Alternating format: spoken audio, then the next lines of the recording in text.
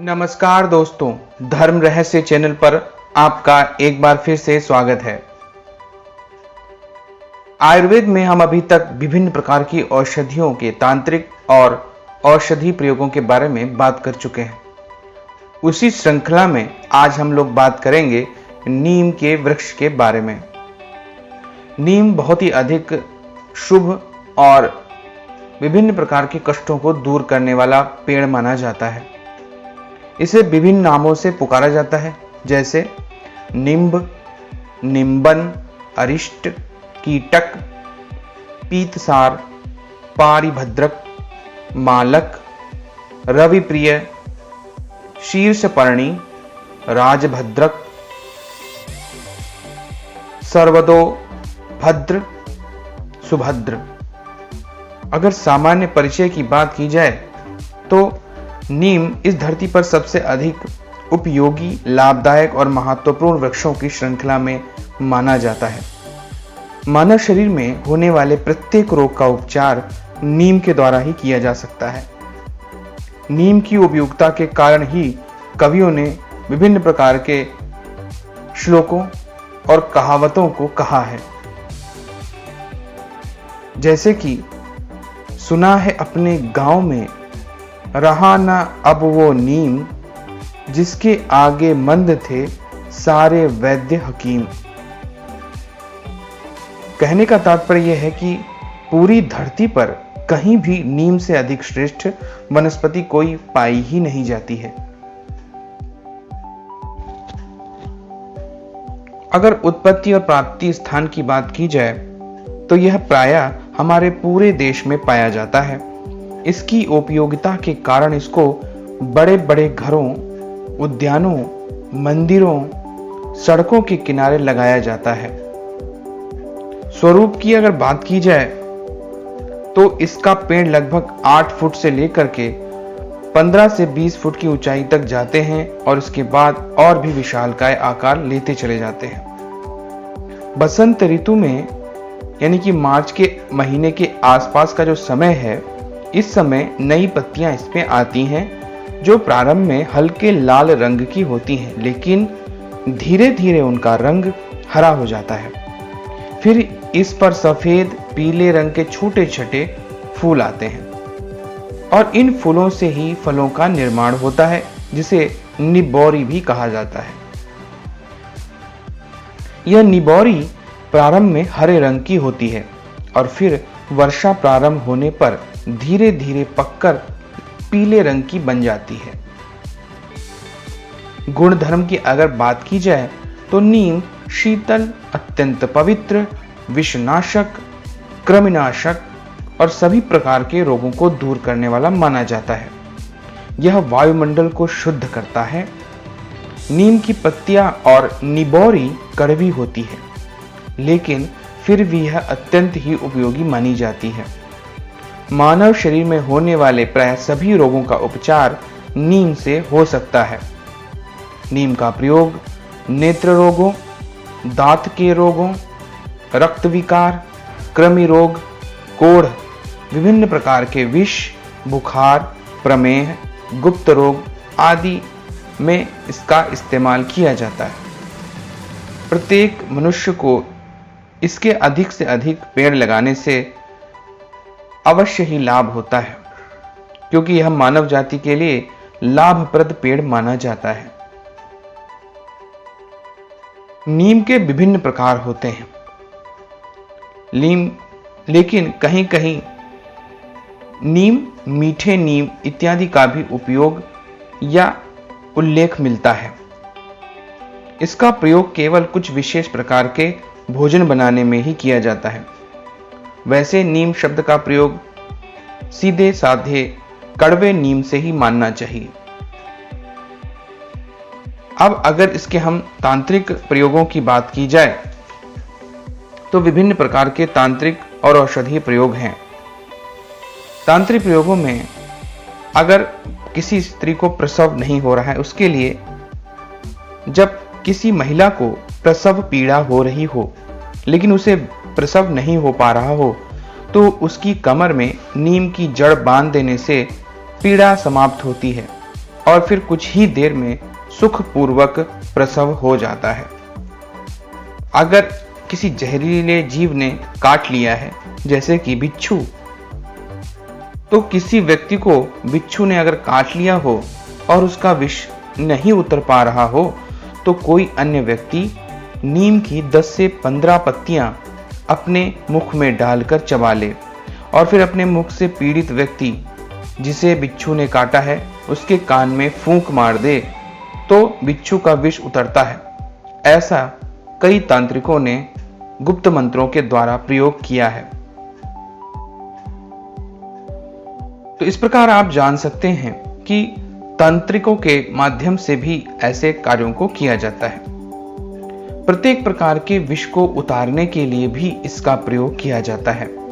कोई व्यक्ति किसी भी प्रकार के विष से पीड़ित हो और उसका उपचार भी कराया जा रहा हो, लेकिन उसे कोई लाभ नहीं हो रहा हो, ऐसी दशा में नीम की ढेर सारी पत्तियां लाकर बिछा देनी चाहिए और उसके ऊपर पीड़ित व्यक्ति को लिटा देना चाहिए।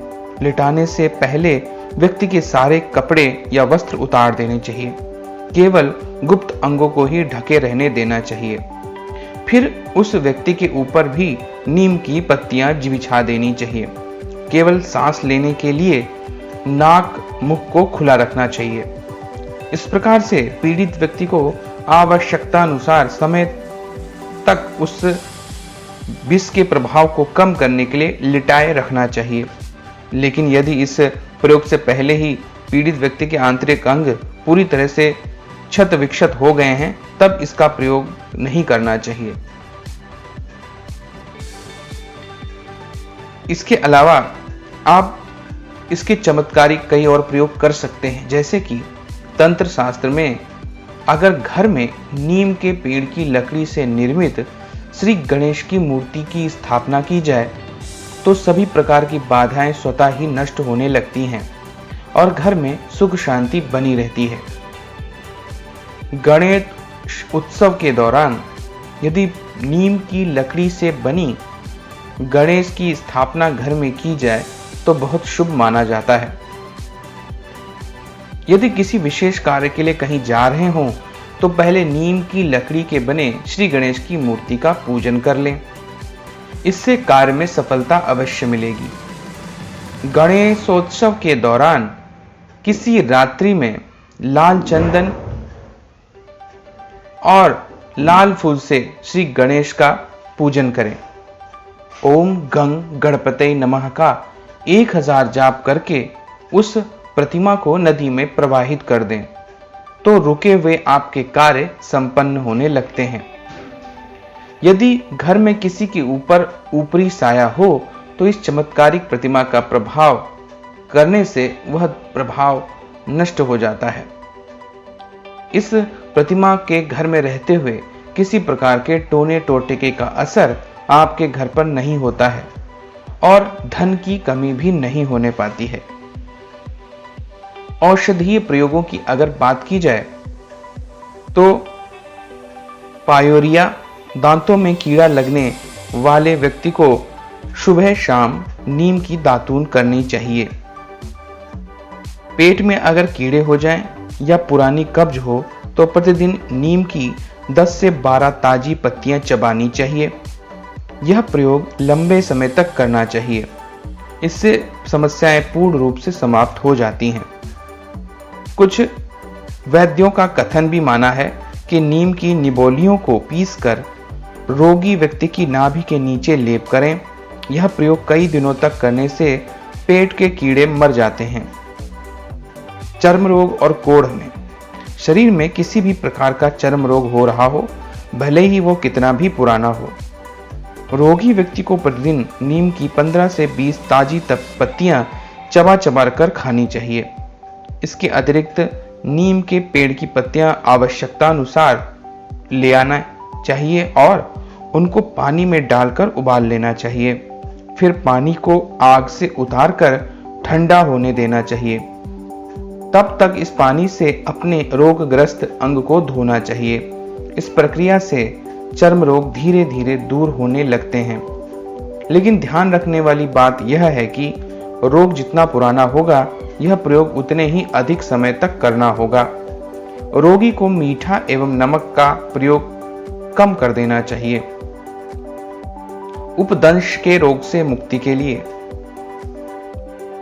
जब किसी पुरुष या महिला के गुप्त अंग के आसपास के क्षेत्र में फुंसियां, दाने, घाव इत्यादि हो जाएं, तो पीड़ित व्यक्ति को प्रतिदिन नीम की 15 से 20 ताजी पत्तियां चबानी चाहिए और उपरोक्त बताई गई विधि से नीम की पत्तियों का पानी तैयार करके उससे अपने गुप्त अंगों को धोना चाहिए।